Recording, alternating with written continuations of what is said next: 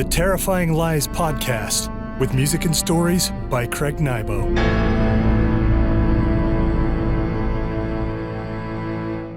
Greetings, friends, and welcome to another episode of Terrifying Lies. I hope you've enjoyed the epic 10-part military fiction story, Red Annex.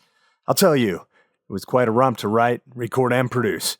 I took the 10 songs from that series and spent even more time cleaning them up, mixing, and mastering them. In the end, I plan to release them as my 7th album. I'm happy with the gritty, chaotic sound of the music. I plan to release the album on November 29th, 2024. But if you want to get it earlier and support the project in the same process, you can visit craignybo.com/Kickstarter and back the project. You can get it as a digital download or on CD or vinyl if you prefer to listen without streaming compression. I used zero AI on the album. No machine instruments, no ChatGPT lyrics, no AI-generated artwork on the cover. I was fortunate to work with Bernardo Iacona, Argentina's greatest drummer on the project. I handled the rest of the instruments myself. I hope you'll back the project with a small pledge and get some great music simultaneously. Now, as they say, onward and upward.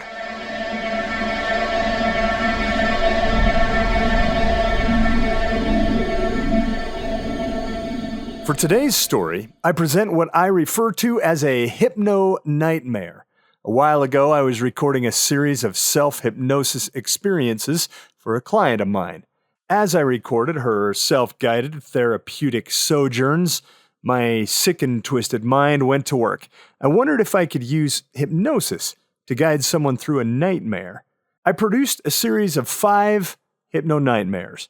I wrote them in first person, like choose-your-own-adventure books, so I could put listeners right in the action. I scored mesmerizing ambient music as the soundtrack. The projects are divided into 3 parts. An induction to bring listeners into a trance-like state, a suggestion that conducts them through the nightmare itself, and a reawakening sequence to bring them back to consciousness. Today, I'm going to give you the suggestion part of one of these stories. If you want the whole experience, you can visit craignybo.com/store-3. Currently, they're only available on CD. Each recording is about 80 minutes long. I've featured other hypno-nightmares on the podcast, but only the suggestion segments. To listen, go back to Season 5 and check out Old Hicks, Parts 1 through 3. Also, listen to Evil Incarnate, Parts 1 through 3 in Season 3. Today, I give you Part 1 of 3 of Long Night of the Draugr, a designer nightmare, with me as your host. For best results, lie back, close your eyes, and put yourself in the story. I'll see you on the other side.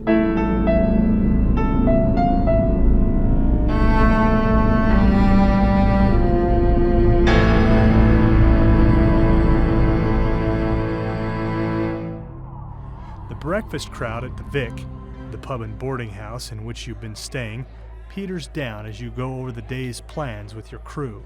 You sit across from Robin Parsons, one of the most brilliant archaeologists you know. Randall Collier, your topographer, and Hugo Mendoza, a historian, also sit at the table. Randall places a long cardboard tube on the table and plucks off its lid. He draws a set of maps from the container and lays them out. Sonia Foster, your fundraiser back in San Francisco, insists that time is short and you must produce. So against your protests, you and your 3-man crew have continued your work through the winter. You found several Viking artifacts, but you haven't come across the big load yet. Kaladarius Dodir steps up to your table, wearing her usual jeans, t-shirt, and sweater. Although she's passed from the beauty of youth into her middle age, you still find her striking. But then you've learned that being striking seems to be the modus operandi among the Icelandic people. That's a beautiful pendant. Robin nods toward a necklace hanging from Kala's slender throat. The pendant, etched in silver, depicts a tree gripping a miniature world in its branches. The Yggdrasil? Robin asks. Kala tosses the pendant under her shirt. What can I get you? She asks. You and your crew order from the breakfast menu. She writes down your requests and heads back to the kitchen. Interesting. Robin says. I think she's a pagan. The Yggdrasil is a sacred Viking symbol. We need to stay on task, you say. Robin nods and focuses her attention on Randall's maps. Randall has done a brilliant job of superimposing a modern map over an ancient nautical document thought to be an antiquated seafarer's guide of the northern beaches and peninsulas of the area. Some historians have put the ancient map at circa 1015 AD. With Robin's historical data, he's isolated likely sites where Vikings might have thrived: boat landings, flatlands for camps, areas in proximity to fresh water. In considering the points of our recent finds, I think it behooves us to do a coastland dig here, between these two rock formations. Randall points at a flat stretch of beach within reach of an inland freshwater source. Someone enters the tavern, letting a fresh waft of frigid air into the room. Here comes trouble, Mendoza says, inclining his head toward the door. You look up and spot Fingier Magnusson and his two sons, Ernst and Havar, 3 men who've made it a habit to make your life more difficult in Nusavik. Fingier spots you and stalks up to your table. He looks down at Randall's maps, breathing heavily through his mouth. So, the godless ones have come to join us yet again in our place of sanctuary. You bite your bottom lip and shake your head. Local protesters are part of the archaeological process, but Fingier has become a particularly irritating sty in your eye. It is an unholy thing to bring the dead back into the light. You look up at him. What we are doing here has nothing to do with religion, but it has everything to do with history and the preservation of our heritage. Our heritage, Fingier says, putting a bunched fist on your table. The heritage is ours, not yours. You have no business in our land, disrupting our graves and taking the treasures from the dead. The reality is, you get up from your chair. Fingier stands a full 6 inches shorter than you. The same can't be said for his burly sons. We are here legally. We have permission from both our government and yours. You fumble at the lanyard around your neck. The local government insists that you keep a copy of your permits on person at all times. Permits mean nothing to the dead, Fingier says. Tell you what, you say, forcing on a wan smile. I've come to understand the prime reason you come to the Vic at 11 in the morning most every day. You glance around the dining room until you spot Kala. Drinks for these gentlemen are on me, you say, pointing at Fingier and his sons. Put it on my tab. Ernst, the taller of Fingier's sons, smiles and strokes his beard with one of his meaty hands. Fingier backs down. Our business is far from over, he says. The 3 men go to the bar and mount 3 stools. You think they'll probably spend several hours on those stools, at your expense. We're done here. Let's get going, you say to your team. Randall rolls up his maps and tucks them back into the cardboard tube. After a brief debate on whether you should take the Hummer or the Volvo, you decide on the Hummer. You leave the Vic and head out for another short, cold day of digging. Randall gives directions to the site. Your cell phone rings. You wince when you read the caller ID. It's Sonia Foster calling from San Francisco. You should be thankful for her. As your fundraiser, she supplied the resources that have kept you and your crew going for nearly a half a year. But lately she's become impatient with you. Your crew has found several fine pieces, but you haven't come across the seminal find that you hope to uncover. Sonia, how's the weather in San Francisco? Warmer than here, I trust. How did the symposium go? I'm not calling with good news. Sonia skips the small talk. The money people are getting restless. Photographs of a few pots and tools aren't sating them any longer. You expected her to lay into you. You're getting used to it. Did the Carlsons come to your symposium presentation? I thought they were offering a pretty big purse to the cause, you say. Yes, and so did Carl Van Heusen, Demi Beach, and the 7 Pillars Preservation Group. But nobody's listening. Did you show them the items from our last dig? The other members of your team glance at each other, exchanging looks of concern. Too little, too late. You've been there for almost 6 months. These people aren't altruistic. They didn't give you their money for the love of anthropology. They want to make their marks in their own circles. They want to get into the journals and sponsor touring exhibitions. So it's all about making a profit then, you say. Sonia groans. In case you haven't noticed, everything is about making a profit. Let me lay it out for you. They're sick of photographs. They want something real. Unless you can find something groundbreaking and ship it to me on the double, your financiers are going to fall like a line of dominoes. I don't expect your funding to last through February. You scratch at a bit of dirt ground into the armrest of your chair. I think Randall's onto something big. Just try to buy us a little more time. I'm confident that we'll uncover what you need. And that had better be the case. This might be your last chance. If you can't make it happen, I, or any other grant writer for that matter, can't help you. It's all about reputation, and yours is going downhill. That's direct. Why do you think my husband left me? I thought it was the bad cooking. Sonia laughs. She can be hard on you, but you appreciate her candor. Do me a favor. Get out those little shovels of yours and dig. Find something significant and your troubles end. You wish Sonia a good day and end the call. The Hummer remains silent until you reach today's site. Work begins. Robin, having a knack at thinking like an ancient settler, stakes the area for likely places to dig. You, Randall, and Mendoza lean in with shovels and wheelbarrows and raw sweat. Sometimes I question our ethics, Robin says out of the blue. You wonder how long she's been standing behind you. How's that, you ask? Why the urgency? Why the threats to pull funding? Seems like Sonia acts more like a business opportunist than a grant writer. How come she has us send the manifests straight to her rather than filing them in duplicate to the preservation societies? Are you accusing her of pilfering? So far, we've only sent photographs and data, not actual artifacts. And if she asks for a few pieces, it's within our permitted rights to send them. I just wouldn't want to be part of illegally stacking up some billionaire's private collection. You sound like Fingier, you say as you lean back into the work. Speak of the devil, Mendoza says, pausing his digging and looking up at the road. A handful of old trucks approaches. Here we go again, you say as you wipe your forehead with a bandana.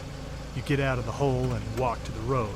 Havar, it's hard to know if he's bigger or more stupid than Fingier's other son, Ernst, drives the lead truck, a rusted-out clunker that at one time was painted white.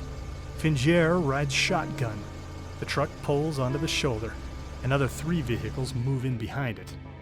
Fingier drops out of the truck and stalks around the front, keeping his eyes on you. To this point, your exchanges with Fingier have been nothing but verbal, but this time, you're worried. Both Havar and Ernst hold rifles. Some of the other members of Fingier's archaeological vigilante group also have firearms. Good morning, Fingier, you venture. I smell on your breath that you enjoyed the gift of an open tab. Forget the pleasantries. This isn't a social call. You point at Ernst's rifle. Yeah, I gathered that. Drop your holy tone. I advise that you don't take us for a bunch of eelheads. There is more to us than you think. Oh, I think there's plenty to you. You rest your eyes on Havar, the more rotund of Fingier's sons. Cool it now, Randall says under his breath. Why have you come out this fine afternoon, you ask. You need to stop your poking, Fingier says. Didn't we go through this back at the Vic? We're completely within our rights by law. There is the law of the land, and there is the law of the gods. As far as we're concerned, and as far as I advise you be concerned, we need only adhere to the law of the land. As for the gods, they don't have an archaeological ministry office. Otherwise, I would have applied for a permit from them as well. Hey, lighten up, Randall says under his breath with a little more urgency.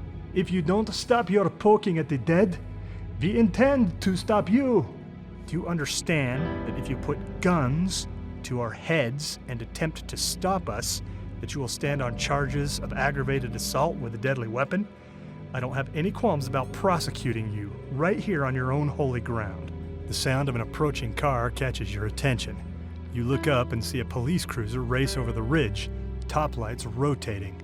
Looks like we have company. Fingier looks over his shoulder at the approaching police car. He utters a guttural curse.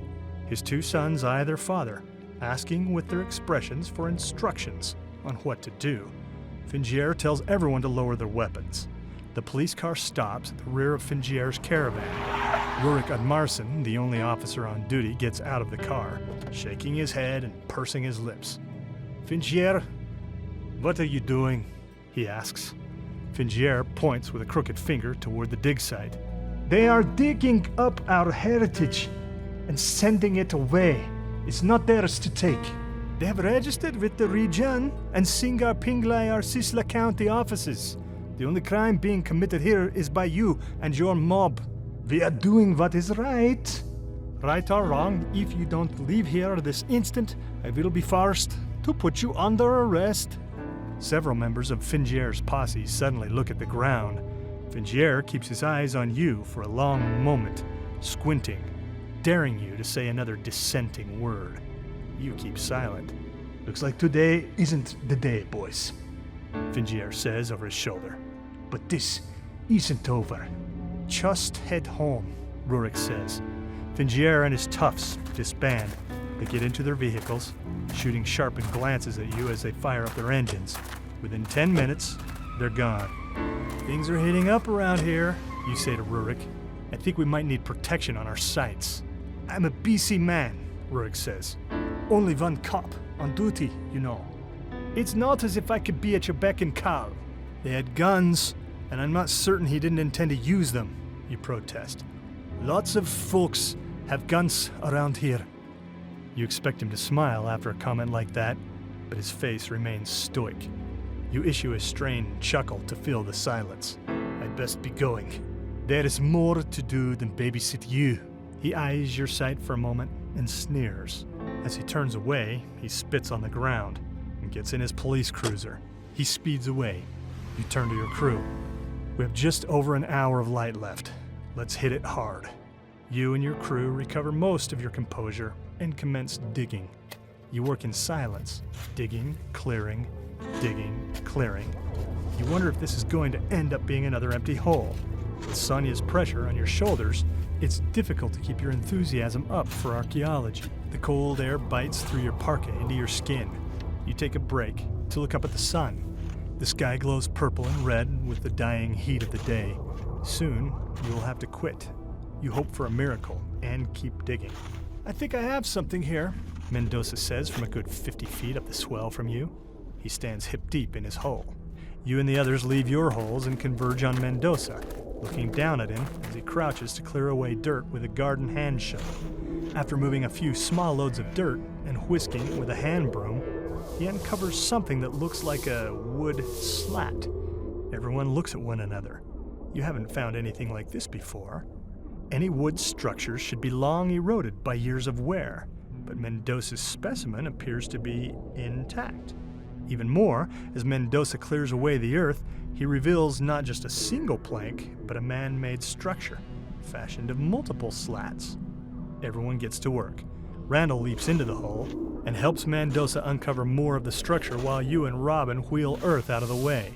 Within 30 minutes, you've uncovered 4 square yards of what looks like the hull of an overturned boat. We need to bring in a larger crew, Robin says. This is too significant for us to contaminate. Hold on a minute, you say. We don't know what we have here. We found lots of boat fragments. Mendoza and Randall dig along the slats, trying to find an edge. Crack! Something breaks beneath Randall. He has just enough time to grab the edge of the hole before the ancient wood caves in, revealing a hollow chamber. Randall's legs dangle into the void. By some miracle of dexterity, he manages to keep from falling. You help him and Mendoza out of the hole. The 4 of you stand in a circle, looking into the darkness beneath. I'll get a flashlight, Robin says. Seconds later, she shines a ray down into the hull. The hollow sinks about 8 feet below the ground, as if the longboat has been overturned and used as a chamber. Several mummified bodies lie side by side along the entire reach of the flashlight's illumination. A mass grave, Randall says. Whoever created the grave interred their dead with prized possessions: swords, shields, pots, urns, jewelry. This discovery goes beyond anything you can imagine. I'm calling Sonia, you say, fumbling for your phone. Within a few seconds, you have her on speaker. We've found it! The big one, you say. What do you mean? Sonia says. We're on the northern coast, just outside of Husavik. Mendoza hit the overturned hull of what looks to be a longboat. Is it intact? Sonia asks, unable to hide the excitement from her voice. We'll have to bring in a larger crew to answer that question. Unfortunately, we breached it trying to clear away the debris, but what we found inside is gonna blow your mind. Don't keep me guessing. It's a mass grave. They used the longboat as a coffin. The hollowed-out area beneath is full of bodies and interred artifacts. Sonia squeals with delight, something outside of her character. A feeling of relief spreads through your crew. Your archaeological efforts will live on for several more months, perhaps even years with this discovery. You realize that you're going to need to ship a few samples to me. Robin speaks up. I don't know if that's advisable. We don't want to contaminate the site. Can we send pictures and data? Sonia pauses for a moment. Can you take me off speakerphone, please? You look at the others. They stare back at you with mixed expressions of consternation. You take the cell off speaker and put it to your ear. Look, you know as well as I that your beneficiaries have put their necks out for this project. If I can't provide something real, we're under the imminent threat of being shut down. And I know Robin is all about preserving the integrity of the site, but you have to talk some reason into her. I need artifacts, just a few, 5 or 6 key items that I can use to lock in support for this project. I understand, you say. I'll see to Robin and ship you a few articles early next week. No. Next week won't do. I need you to package and ship tonight. If you can get weapons, swords, daggers, or shields, that would be particularly compelling to our investors. I'll arrange for transportation on private planes if I have to. I want them here by tomorrow noon. That will cost a fortune. Fortunes are about to be made by you and by me, but I need you to come through on this. You reach up under your parka hood and scratch your head. What about cataloging? Forget cataloging. I need you to keep this on the down low. Sonia, you're asking me to illegally export artifacts. This could be my career. Let me put it this way. You're working in what I like to refer to as a get-in-line industry. Should for any reason I decide to remove you from this excavation, I can simply pick the next qualified archaeologist in line. Believe me, they're banging on my door every day with picks and shovels, trying to get a shot. Am I clear? You bite your lip and glance back at the others. As far as cataloging, make something up. Do what you have to do to appease the others, but I want at least 5 artifacts on a plane tonight. I understand, you say. Good. Now start digging. Sonia hangs up. You turn to the others. We have to produce a few artifacts immediately for Sonia or she's going to cut funding. Robin raises her hands expressively. Does she realize that she's contaminating perhaps the most significant Viking find in decades? I agree, but the fact is, we have to give to get. If it makes you feel better, I'll catalog every artifact that we ship. There's no risk that these articles will be lost. You know that's a lie. You plan to fake the paperwork. You weren't born yesterday. Whatever you ship will most likely end up in illegal private collections. But you have to focus on the greater good. Robin paces back and forth, kicking a few stones, her hands shoved deep into her parka pockets. We don't have time to debate this. Sonia is arranging private transport tonight. She's asked for 5 artifacts. Let's get them and hang on to our jobs a little longer. What do you say? Sonia reluctantly concedes.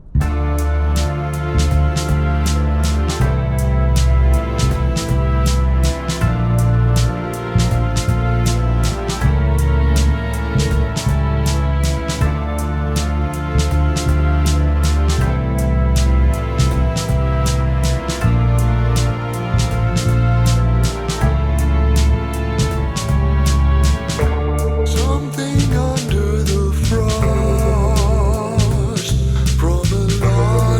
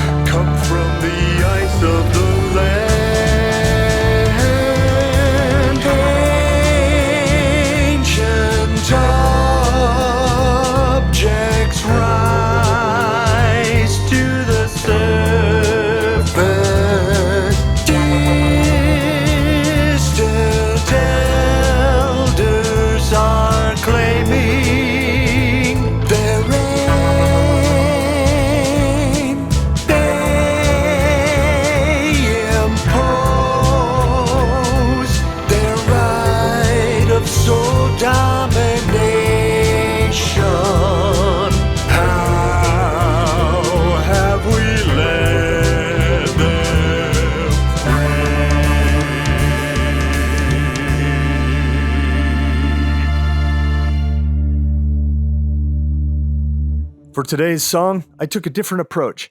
Usually I just open my recording software and dive in. This time I decided to score the whole thing in standard notation using a program called Finale. I then recorded it by reading the sheet music, instrument by instrument. A band could take the score and perform it verbatim. I hope you enjoyed the song.